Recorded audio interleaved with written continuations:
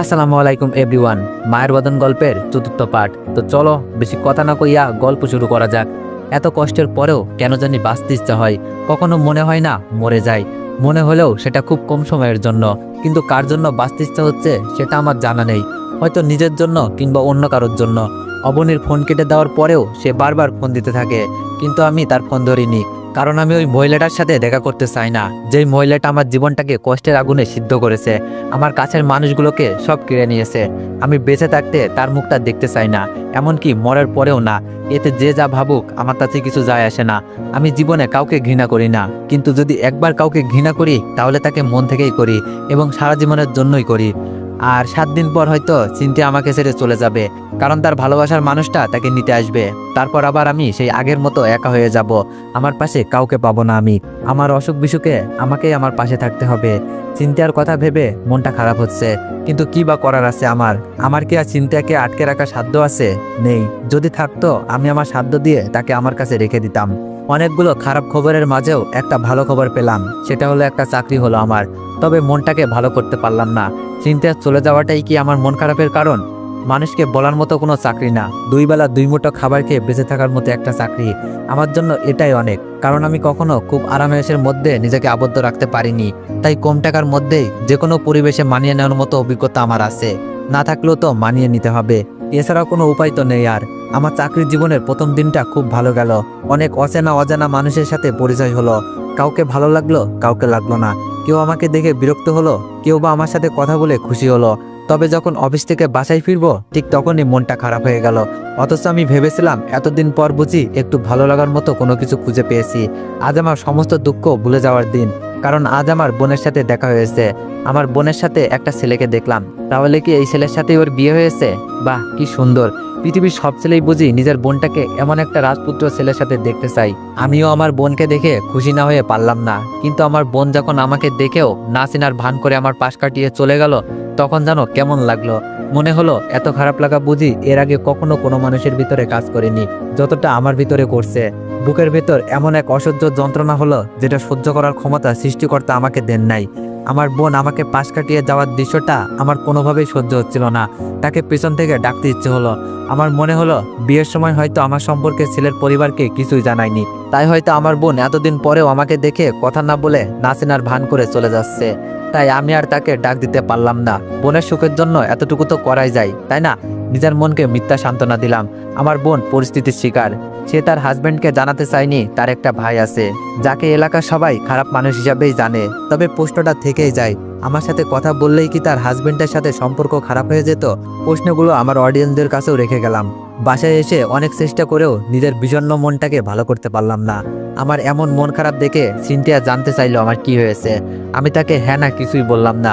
সেও আর দ্বিতীয়বারের মতো জানার জন্য আমাকে জোর করলো না। মন খারাপের প্রসঙ্গটা ভুলে যাওয়ার জন্য আমি তাকে জিজ্ঞেস করলাম, আপনি তাহলে সামনের সপ্তাহে চলে যাচ্ছেন? আমার প্রশ্নের উত্তরে সিনথিয়া বলল, হ্যাঁ, যেতে তো হবেই। আপনার সাথে তো আর সারা জীবন থাকতে পারবো না। আর তাছাড়া এটার জন্যই বাসা থেকে পালিয়ে এসেছি। তবে কেন জানি যেতে মন টানছে না। মনে হচ্ছে আর কিছুটা দিন এভাবেই স্বাধীন হয়ে ঘোরাফেরা করি, নিজের ভালো লাগার কাজগুলো করি, নিজের ভেতরটা যা চাই তাই করি। আমার সিনথিয়াকে বলতে ইচ্ছে করলো, যার সাথে বৈধ কোনো সম্পর্ক নাই তার সাথে সারা জীবন থাকা যায়। আমার সাথে তো আপনার পবিত্র কালেমা পড়ে বিয়ে হয়েছে, আমাদের সম্পর্কটা পবিত্র। তাহলে কেন আপনি আমার সাথে সারা জীবন থাকতে পারবেন না? কিন্তু বললাম না, কারণ কিছু কথা মনের ভিতরেই থাকা ভালো। প্রকাশ করলে এক পৃথিবীর সমান দুঃখ পাওয়ার সম্ভাবনা থাকে। আমি সিনথিয়ার দিকে তাকিয়ে কপালের ঘাম মুছতে মুছতে বললাম, আপনার বয়ফ্রেন্ড কি করে, কোথায় থাকে? কিছুই কিন্তু বললেন না আমাকে। তখন সিনথিয়া হেসে বলল, আমি নিজেও তার সম্পর্কে খুব বেশি কিছু জানি না। তার সাথে আমার পরিচয়টা একটু ভিন্নভাবে হয়েছিল। তখন আমি কলেজে পড়তাম। আমার বান্ধবীকে কিছু ছেলে অনেক বিরক্ত করত, সাথে আমাকেও। যারা বিরক্ত করত তারা অনেকটা বাজে ছিল, তাই তাদেরকে কিছু বলার সাহস পেতাম না। বাড়িতে এইসব কিছু বলে ঝামেলা বাড়াতে চাইনি, কারণ বাসায় জানতে পারলে অনেক বড় কিছু হয়ে যাবে। তাই বাড়িতে কিছু জানাইনি। এভাবেই ওই বাজে ছেলেগুলোর অত্যাচার সহ্য করে যাচ্ছিলাম। হঠাৎ করে একদিন দেখলাম সেই বাজে ছেলেগুলো আমার আর বিরক্ত করছে না। পরে জানতে পারলাম এটার কারণ আমার বয়ফ্রেন্ডই। ওই ওদেরকে সাহায্য করেছে। তারপর আমি নিজ থেকেই কেন জানি ওর প্রতি কিছুটা দুর্বল হয়ে পড়ি। ওর কাছে ওর ফোন নাম্বার চাইলাম। তারপর থেকেই আমাদের রিলেশন শুরু। তবে ও এখন একটা চাকরি করে। কি চাকরি করে সেটা কখনো জানতে চাইনি আমি, কেননা আমি জানি ও আমাকে কখনো কষ্ট দিবে না, সুখেই রাখবে। তাই কি চাকরি করে, কত টাকা ইনকাম করে, এইসব জানার ইচ্ছাটা কখনো হয়নি।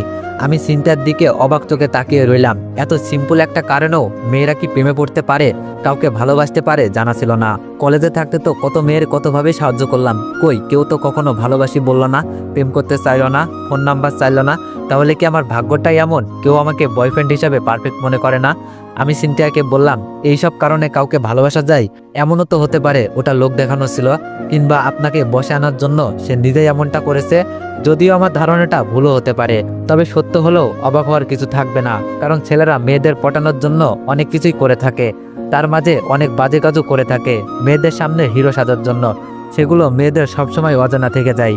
আমার কথা শুনে সিনথিয়া রাগী কণ্ঠে আমার দিকে আগুন চোখে তাকিয়ে বলল, ও অমন না, ওকে আমি চিনি। আর আপনি এইসব নিয়ে মাথা ঘামাচ্ছেন কেন বলুন তো? প্রেমে টেমে পড়লেন নাকি?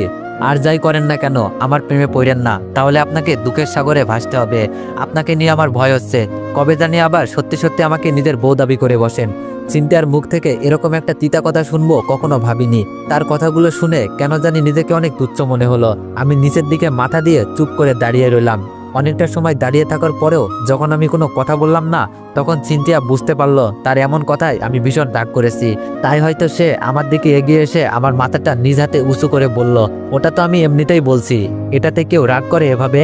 আপনি তো জানেন আমার মজা করতে ভালো লাগে, আর সেটা যদি সিরিয়াস মুডে হয় তাহলে তো কোনো কথাই নেই।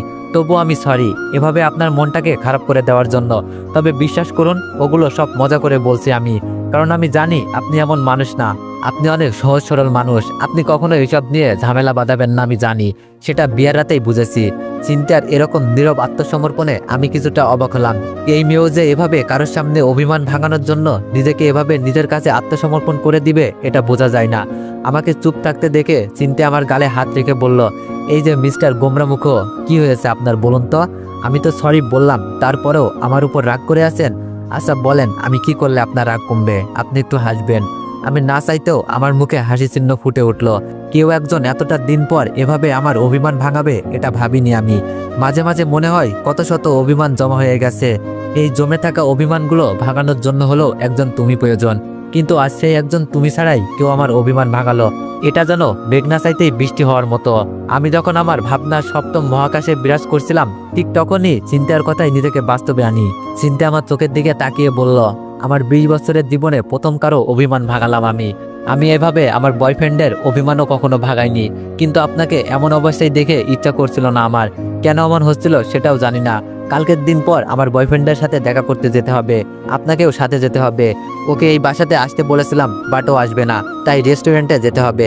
আমি সিনথিয়ার এমন কথা শুনে বললাম, আপনি আপনার বয়ফ্রেন্ডের সাথে দেখা করতে যাবেন, আমাকে কেন যেতে হবে? আপনার মধুর মিলনের মাঝে আমি শুধু শুধু দর্শক হতে চাই না। তখন সিনথিয়া ধমকে সুরে বলল, যেতে হবে আপনাকে, দরকার আছে। তার কথার প্রতি উত্তরে তাকে বলতে চাইলাম, কে আপনি? আমার কে হন? এভাবে আমাকে ধমক দেওয়ার অধিকার আপনাকে কে দিয়েছে? কিন্তু বলতে পারলাম না, কারণ সে তখন চলে গিয়েছে। পরের দিন রেস্টুরেন্টে দেখা করতে গিয়ে যা দেখলাম সেটা যেন বিশ্বাসই করতে পারলাম না। এই ছেলেই কি তাহলে চিন্তার বয়ফ্রেন্ড? আমি তো এই ছেলেটাকে চিনি, হাই স্কুল জীবনে 5-5টা বছর একসাথে পড়েছি। আজ প্রায় 7 বছর পরে তাকে দেখলাম। তবে এতদিন পরে দেখলেও চিনতে কোনো কষ্ট হয়নি। সে কি আমার অতীতের বদনামগুলোর কথা জানে? তাহলে কি আবার আমি এই দুইজন মানুষের কাছে খারাপ মানুষ হিসাবে নতুন করে পরিচিত হব, নাকি এতদিন পর আমাকে আমার বন্ধুটা চিনতেই পারবে না? হাসান আমাকে দেখে চিনতে পারলো, তবে খুব একটা অবাক হলো না আমাকে দেখে। হাই স্কুলের সেই বন্ধুত্বটা যে অনেক আগেই সে ভুলে গিয়েছে, সেটা আর বোঝার বাকি রইল না। এসএসসি পাশ করে হাসান রাজশাহী চলে গিয়েছিল। তারপর থেকে তার সাথে কোনো যোগাযোগ হয়নি। এতদিন পর যখন তার সাথে দেখা, তখন ভেবেছিলাম সে আমাকে জড়িয়ে ধরার জন্য দৌড়ে আসবে, আমিও দৌড়ে গিয়ে তার বুকে টেনে নিব। কিন্তু এমনটা হলো না। হাসানের কথাবার্তার মধ্যেও কেমন জানি একটা ভাব চলে এসেছে। মানুষ যখন ভালো চাকরি করে, একটু টাকা পয়সা হয়, তখন তার ব্যক্তিত্বটাও কি চেঞ্জ হয়ে যায় না? হাসানকে দেখে এরকমই মনে হচ্ছে। হাসান আমার সম্পর্কে কিছুই জানে না, আমার বদনামের কথাও হয়তো জানে না। চিন্তার কাছ থেকে অন্তত এই মিথ্যা বদনামের লজ্জাটা পেতে হবে না আমাকে, এটা ভেবেই ভালো লাগছে। তবে হাসান অনেকটা বদলে গিয়েছে, তার কথার মধ্যে কেমন যেন অহংকার বোধ কাজ করছে, এমনটা আগে করতো না। চিন্তা আমাকে হাসানের সাথে পরিচয় করিয়ে দিল। হাসান যখন জানতে পারলো আমরা দুইজন একই ছাদের নিচে বসবাস করেছি, তবুও সে তেমন কোনো রিয়াক্ট করলো না। অথচ আমি ভেবেছিলাম সে নেগেটিভ কিছু ভাববে, চিন্তার সাথে তার ঝগড়া হবে। সিনথিয়াকে সে সন্দেহ করবে, সিনথিয়াও রাগ করে তার সাথে ব্রেকআপ করবে। এমন ভাবাটা যে কত বোকামি সেটা বুঝতে পারলাম আমি। সিনথিয়া আমাদের দুজনকে পরিচয় করিয়ে দেওয়ার এক সময় আমি নিজে থেকেই বললাম, আমি আপনার বয়ফ্রেন্ডকে অনেক আগে থেকেই চিনি। যদিও অনেকটা বছর আমাদের দুজনের কোনো কথা হয়নি, যোগাযোগ হয়নি, তবে আমরা 5টা বছর একসাথে পড়েছি। আমার কথার সাথে হাসান সম্মতি দিল। সিনথিয়া আমাদের এতদিন পর দেখা হওয়াতে অনেকটা খুশি হলো, কারণ হয়তো ওই একটাই, আমার সাথে যোগাযোগটা থেকেই যাবে। কিন্তু আমি তো তার সাথে কোনোদিন যোগাযোগ রাখবো না। যেদিন সিনথিয়া হাসানের কাছে চলে যাবে সেই দিনই আমি সিনথিয়ার সাথে সবকিছু ছিন্ন করে চলে যাব অন্য কোনো এক দুনিয়ায়, যেখানে সিনথিয়া নামে কোনো মানুষ থাকবে না। কারণ ইদানিং কেন যেন মনে হচ্ছে সিনথিয়াকে ছাড়া আমার থাকা খুব কষ্ট হবে। এটাকে কি বলা যায় জানি না। যদি ভালোবাসা বলা যায় তবে ভালোবাসাই, না হলে অন্য কিছু।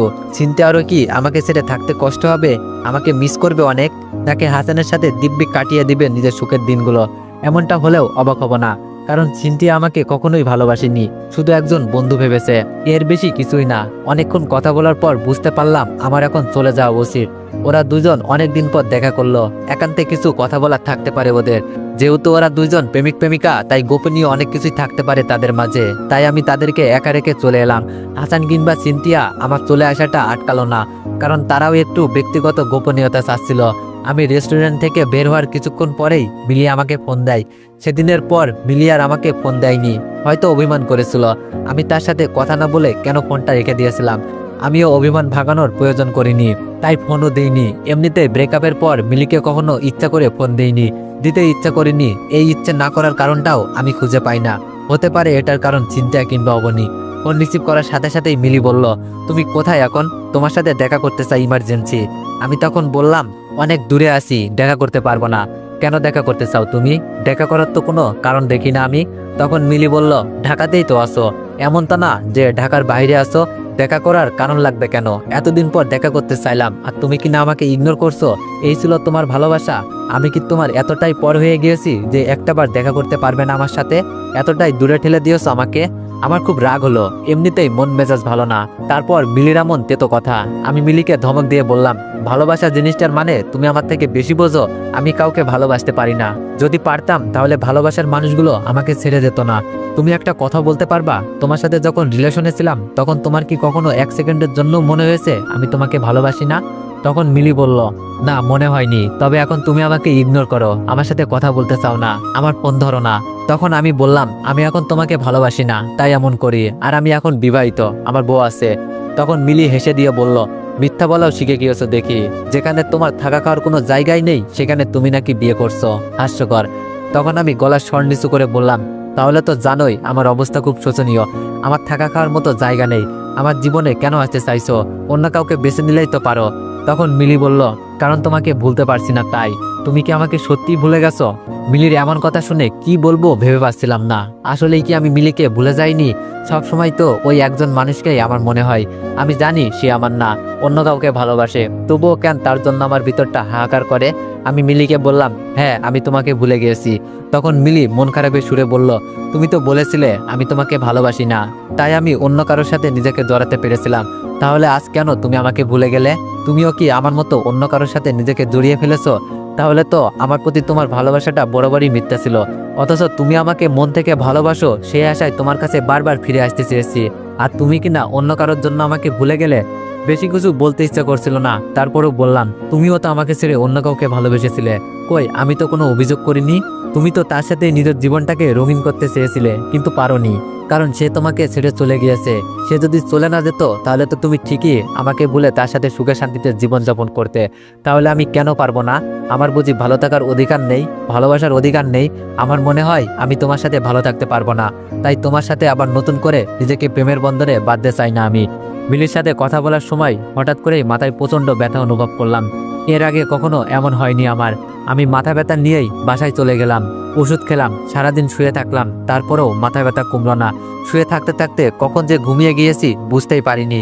ঘুম ভাঙলো বিকেল 5টায়, তখনও সিনথিয়া বাসায় ফিরিনি। তাহলে কি সে চিরদিনের জন্যই চলে গেল? আমাকে তো বলে যাওয়ার কথা, তার সব জিনিসপত্র এখানেই আছে, এইসব না নিয়ে তো সে যাওয়ার কথা না। সেই সকাল 10টায় আমি তাকে হাসানের কাছে রেখে এলাম, এখনো তো হাসানের সাথেই আছে। কি করছে তারা সারাটা দিন ধরে আমার খুব জানতে ইচ্ছে করলো, কিন্তু চাইলেই তো আর সব জানা সম্ভব না, এটাও আমার পক্ষে জানা সম্ভব না। কি কি আর করবে, ভালোবাসার বিনিময় করছে, এর বেশি কিছু না। আর করবেই তো, তারা প্রেমিক প্রেমিকা, এটুকু করতেই পারে। কিন্তু তাদেরকে নিয়ে এমনটা ভাবতে আমার খারাপ লাগছে কেন সেটাই বুঝলাম না। অনেক কিছু করেও যখন মাথা ব্যথাটা ক্রমেই কমছিল না, তখন ভাবলাম একবার ডাক্তারের কাছে যাওয়াটা উচিত। শুনেছি মানুষের যখন ব্রেন টিউমার হয় তখন মাথায় অনেক পেন হয়, কিন্তু আমার তো এর আগে এত পেন হয়নি কখনো। তবুও কেন জানি ভয় হতে লাগলো। আমার তো আবার এরকম কিছু হলো না? ব্রেন টিউমার হলে নাকি অপারেশনে বাঁচার সম্ভাবনা মাত্র 5%। অপারেশন করতেও অনেক টাকা লাগে। হলেই বা কি, আমি মারা গেলেও তো কাদার মতো কেউ নেই আমার। হয়তো বাবা মা জানতেই পারবে না তাদের ছেলেটা তাদের অজান্তেই তাদেরকে ছেড়ে না ফেরার দেশে চলে গিয়েছে। আমার এক বন্ধু ঢাকা মেডিকেলে চান্স পেয়েছিল, ওর নাম রাশেদ, খুব ভালো স্টুডেন্ট। ধুর, কি বলি আমি, ভালো না হলে কি আর ঢাকা মেডিকেলে চান্স পাই? মাথা ব্যথার সাথে সাথে কথাগুলো কেমন যেন হয়ে যাচ্ছে। রাশেদের পড়াশোনা শেষ হয়েছে, এখন ঢাকাতেই রোগী দেখে। ওর কাছে গেলে কেমন হয়, টাকাও খরচ হবে না, আমার মাথা ব্যথার কারণটাও জানতে পারবো। আমার হাই স্কুল জীবনে অনেক বন্ধুরাই এখন প্রতিষ্ঠিত, আমি শুধু কিছু করতে পারিনি। এখানেও কি আমি ব্যর্থ না?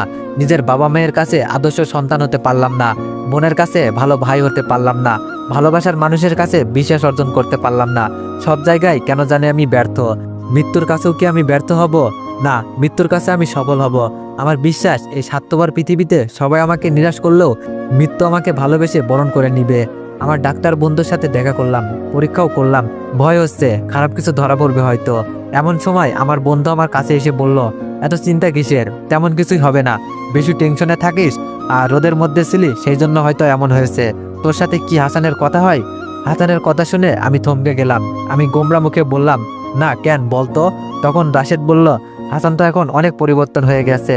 আগে তো মেয়েদের সাথে কথাই বলতে পারতো না, আর এখন ওর কয়েকটা গার্লফ্রেন্ড। হাসান রাজশাহী থেকে মাঝে মাঝেই ঢাকায় আসতো মিলি নামের একটা মেয়ের সাথে দেখা করতে। মিলি নামটা শুনে বুকের ভিতরে ছ্যাদ করে উঠল। আমি যেই মিলিকে চিনি সেই মিলি নয় তো? রাশেদ আবার বলল, আমিও একদিন ওদের সাথে ঘুরতে গিয়েছিলাম, মেয়েটার বাসা ঢাকাতেই। 5-6 মাস আগে মেয়েটা আমার এখানে এসেছিল। হাসানের সাথে ফিজিক্যাল রিলেশন করার কারণে মেয়েটার পেটে যে বাচ্চা জন্ম নিয়েছিল সেটা নষ্ট করতেই আমার কাছে এসেছিল তারা। তুই শুনলে অবাক হবি, এই মেয়েটার সাথে এরকম একটা কাজ করার পরেও হাসানের এখনো দুইটা গার্লফ্রেন্ড। ও মেবি ঢাকায় আসবে ট্রান্সফার হয়ে। আমার কাছে মেয়েটার পিকও আছে, দাঁড়া তোকে দেখাচ্ছি। ঘুরতে গিয়ে তুলেছিলাম। কথাগুলো বলেই নিজের ফোনে একটা পিক দেখালো আমাকে। ছবিটা দেখে কিছুক্ষণের জন্য বাকরুদ্ধ হয়ে গেলাম আমি। এটাই তো সেই মিলি যাকে আমি চিনতাম, জানতাম, এখনো চিনি। তাহলে কি আমার সাথে ব্রেকআপের পর মিলি হাসানের সাথে রিলেশনে জড়িয়েছিল? অথচ মিলি আমাকে অশুদ্ধ বলতো আর নিজেকে বিশুদ্ধ দাবি করত। তাহলে কি পৃথিবীর নোংরা মানুষগুলোই নিজেদের বিশুদ্ধ দাবি করে? আসল বিশুদ্ধ মানুষগুলো নিজেদের বিশুদ্ধতা লুকিয়ে রাখে। তো এভরিওয়ান, নেক্সট পার্টের জন্য অপেক্ষা করুন। ধন্যবাদ।